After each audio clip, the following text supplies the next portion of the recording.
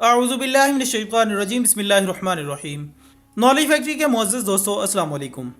नाज़रीन इकराम, बहैसियत मुसलमान ये बात तो हम सब जानते हैं कि मक्का मुकरमा में मौजूद रब्बे अज़ीम का अज़ीम घर रहमतों और बरकतों का ख़ज़ीना है, और हरम पाक ऐसा मसरूफ़ और मुबारक इलाका है जहाँ दिन के 24 घंटे, महीने के 30 दिन और साल के 12 महीने इंसानों का जम्मे गफ़ीर अपने रब के हुजूर सजदा रेज़ रहता है।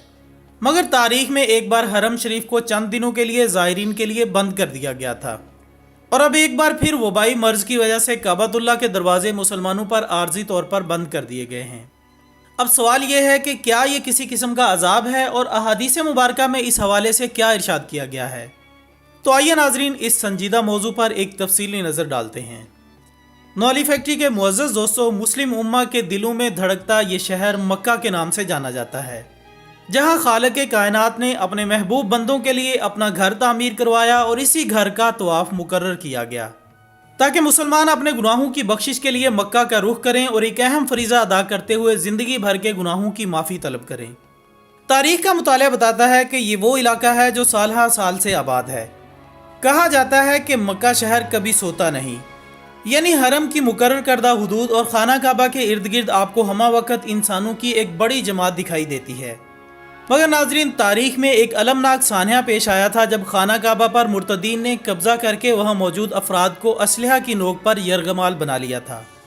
दोस्तों, ये यकम मुहर्रमुल हराम मुताबिक 20 नवंबर 1979 मंगल की सुबह थी, जब इमाम हरम शेख अब्दुल्ला बिन सबील ने नमाज फजर का सलाम फेरा ही था कि चंद आदमियों ने इमाम साहब को घेरे में लिया और इनमें से कुछ लाउड स्पीकर पर काबिज हो गए। उस वक्त हरम शरीफ में तकरीबन 1 लाख के करीब नमाजी मौजूद थे।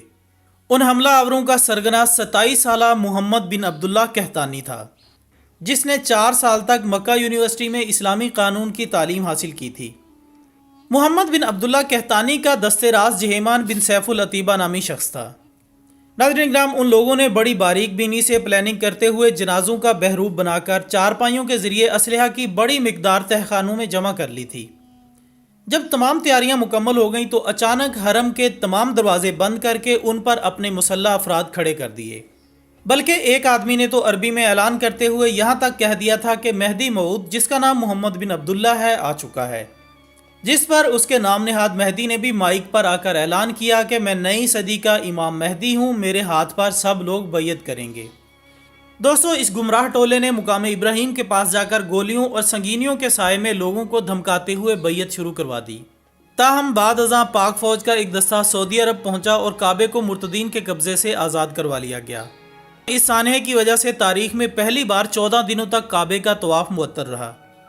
लेकिन मुअज़्ज़ज़ नाज़रीन, अब एक बार फिर से कोरोना नामी वायरस की वजह से मताफ को तवाफ के लिए बंद कर दिया गया है।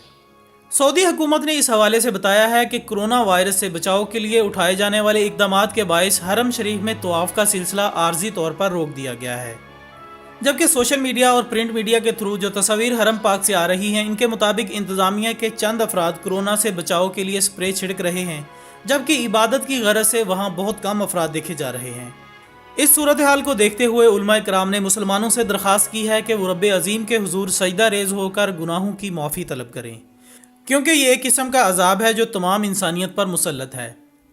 लिहाजा नाजरीन, नॉलेज फैक्ट्री के इस प्लेटफॉर्म के तवस्सुत से पाकिस्तानी उलमा इकराम और पूरी मुस्लिम उम्मा से दरख्वास्त है कि इज्तिमाई और इनफरादी नवाफिल अदा करके अल्लाह ताला के हुजूर रहम की अपील की जाए, ताकि सारी इंसानियत को इस अजाब से छुटकारा मिल सके।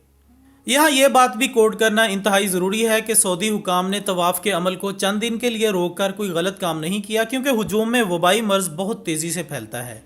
ताहम मुसलमानों को अपने रवैयों और मजहबी इक़दार पर नज़रसानी करनी होगी कि क्या हम अल्लाह और उसके रसूल सल्लल्लाहु अलैहि वसल्लम के अहकामात के मुताबिक ज़िंदगी गुजार रहे हैं या फिर मगरिब की तकलीद की जा रही है।